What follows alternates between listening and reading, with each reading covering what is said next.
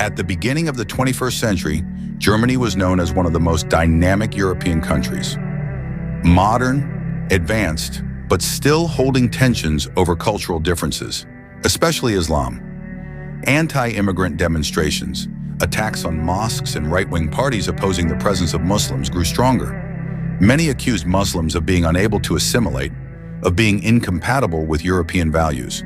However, who would have thought that in less than a century, Germany's face would change completely? Today, 90% of the German population is Muslim. How could a country that once so strongly rejected Islam now become the center of modern Islamic culture?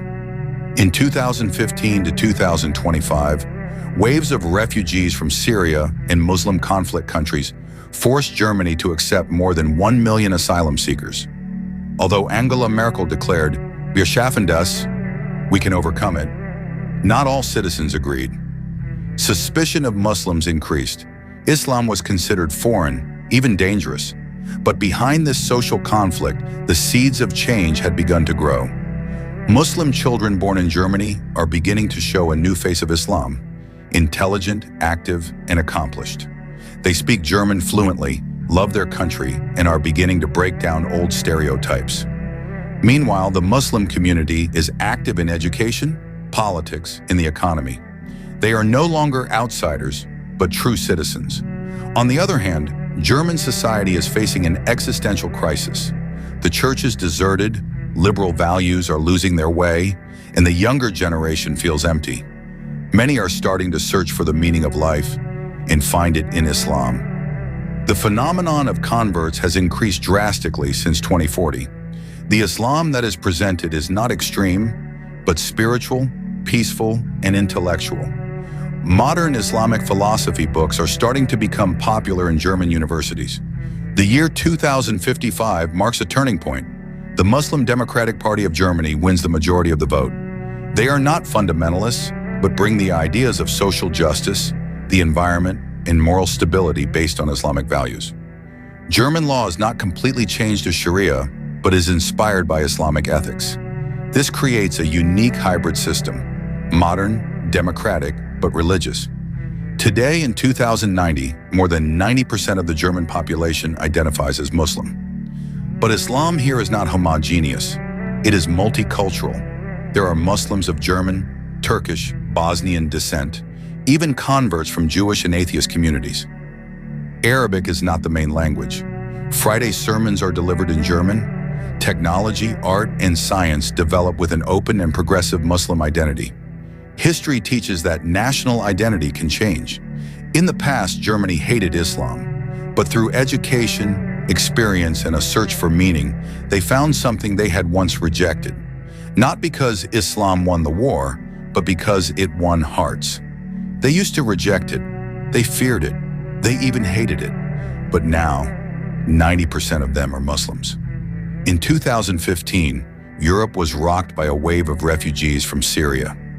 Germany was at the center of the controversy, between sympathy and rejection. Islam was seen as a threat, foreign, radical, and incompatible with the West.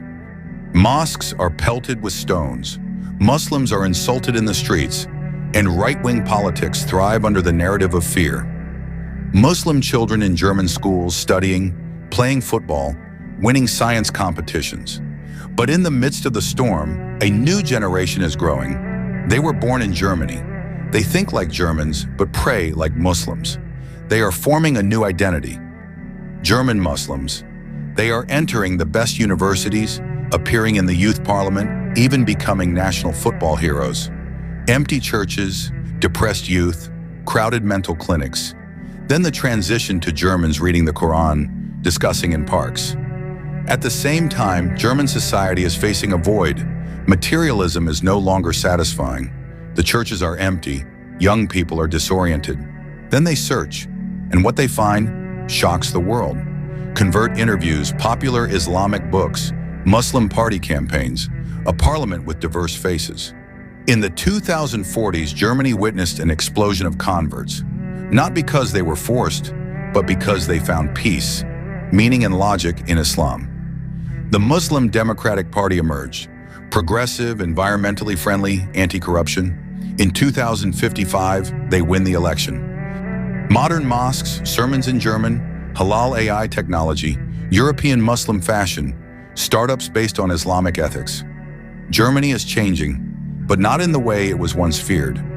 German Islam is not a copy of Arabia, but a modern, sophisticated, and innovative adaptation. They are leading in Sharia AI, halal technology, green energy based on Waqf. Islam is not ruling Europe, but becoming Europe. Jews and Christians live side by side. School children learn religion peacefully, interfaith dialogue. In 2090, Germany is home to more than 100 million Muslims, but not all of them wear the hijab. Not all of them pray in the mosque, because Islam here is not forced, but a choice, and tolerance is growing stronger than ever.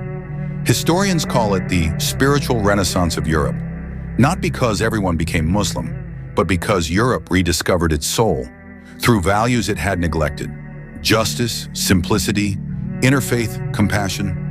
A new generation grew up without the trauma of colonialism, without religious phobia.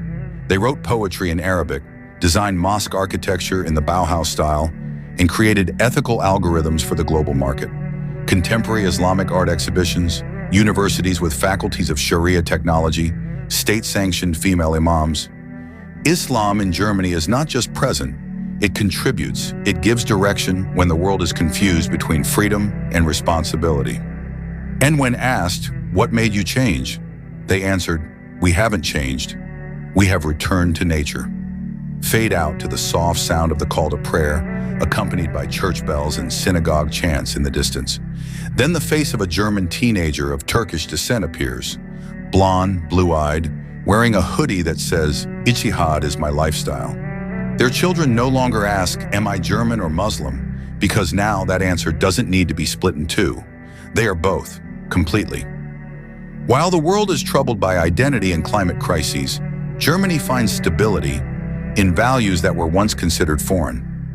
It has become a bridge between science and spirituality, between progress and humanity. In cities like Berlin and Hamburg, mosques are not just places of worship. They are centers of social innovation.